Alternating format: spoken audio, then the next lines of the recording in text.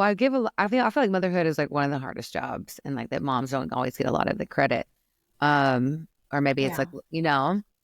um, I would love to expand on like some challenges maybe within motherhood or takeaways or lessons. I know that for me, like even just becoming a puppy mom like a month ago, like like I noticed I was like, wow, this is like such a big spiritual lesson and initiation and a release of control. I was on someone else's timeline. Um I noticed that like there was a sense of me losing myself in him too, or like my schedule. And I was like, Yeah. oh shit. I'm like, where do I do this in other relationships too? And and Yeah, so it's the most surreal thing becoming a parent. It's very, very weird. Um, it like literally changes you from the inside out. It changes your brain chemistry, it changes you hormonally, it wow. changes your body. This you literally conceived and grew and birthed a human being. Like, what the fuck? It's just wild. It's so wild. And the thing is, like, yes, you're tired, and everyone tells you you're tired, but give me a newborn all day long. You don't have to Mm, parent a newborn. You just keep it mm, alive. Do you mm, know what I'm saying? Like you don't have to deal with complicated emotions. You don't have to deal with mm. like issues. You don't have to deal with anything. You literally, your job is to just like keep it alive, which is a huge responsibility. Like, don't get Yeah. me wrong. And you're going to be tired and it's going to be hard and your boobs are going to hurt if you choose to breastfeed and your body is going to be like out of whack. Yeah. And you may not even like love the baby at first. Like, you're like, I'm supposed to love you, but I don't even know you yet. So there's this weird, like, getting to know you and bonding thing that Hmm. happens. But like I said, newborns, you just keep them alive. And I know Yeah. that sounds kind of like harsh, but it's true. It's actually true. No, I see it. I'm It, like, you don't it, they're not yeah, talking yet, at least it's, verbally. yeah, you're not talking back. I have complete, like, I don't have control over everything, but Hmm. because like the baby is going to cry, the baby is going to wake up, but the baby doesn't have a say in anything Hmm. yet. Hmm. And then I will never forget the moment that my daughter had a different kind of feeling. Because when babies are babies, they're sad, they're hungry, they're mad, they're happy, they're tired. And that's kind of it. You know what I'm saying? Like, Yeah. there aren't complex emotions, and you usually know why they're crying. It's like they either pooped themselves, or they're hungry, or their tummy is bothering them, or something. Hmm. So my daughter was like maybe 2 years old, almost two. And for the first time, I was like, a different feeling came out, and it was embarrassment. She was embarrassed by something. Oh, Like, so that's like a bit of self-consciousness, like yeah. noticing herself, and I was like, oh shit, how I respond to this might Interesting. fuck her up. Like, I need to like parent this moment. Do you know Yeah, what I'm saying? I Like do. like When you're taking doing it with care a of a level of awareness, like, like, I don't want to be like, is this going to incite trauma or be a wound later on? exactly. So I was like, oh shit, how do I navigate through this? Mm. And then as my kids have gotten older, like, it just becomes more and more complicated. And no one told me that. Mm. Mm-mm. Everyone tells you you're going to be tired, blah, blah, true. But no one told me that the older they get, even though some things get easier because they become more independent, but the parenting game is really hard, Yeah. And really no, hard. and so, and how many So years? now Yeah. my daughter is 7.5 Okay. Wow. and my son is 5.5. Oh, wow. So just I as one's know. coming out, another. Yeah, yeah. So she was Ready to go. born. Yeah, she was born, and then she turned 2 in April, and then he was born in May.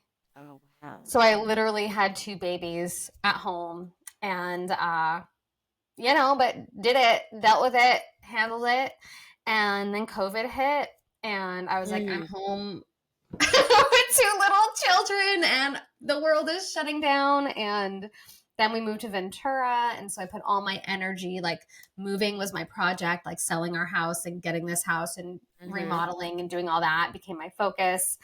And then yeah, they've just gotten older. And also I need to say this, that I thought that, so my daughter was a very easy baby. Like she was very by the book. Like if I needed to teach her how to sleep, I would read a book about sleep training. I would apply it and she would do it.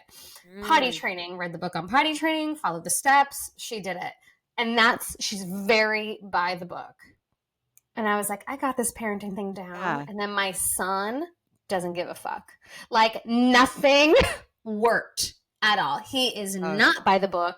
Everything I did with her, I tried with him, and he was like, nope, doesn't work for me. So I cannot, I mean, people will say how different their kids are, but this, I mean, it's like From the jump. crazy how different they are. Wow. Wild. Anyway. Now that's interesting. Yeah. Like you kind of like maybe think you know what to expect and then you're thrown for a loop. Yeah. It was like I had never mommed before. Yeah. Having him. I was like, oh, I've done this already. Okay. No, it was like the first time all over again because it was totally different. Like he just required different things and he still does. Well, and I think it's, you know, you mentioned too, like a little like growing the love and the bond and like, did you have, like, I know a couple of my friends have experienced postpartum. Would you say that that's part of like growing the bond type of thing? Or... You know, I was very unlucky. I was very lucky in that I did not experience postpartum depression. Okay. I didn't. Yeah. And I know that that's a very, very real thing. Yeah. And women go through that and it's hard.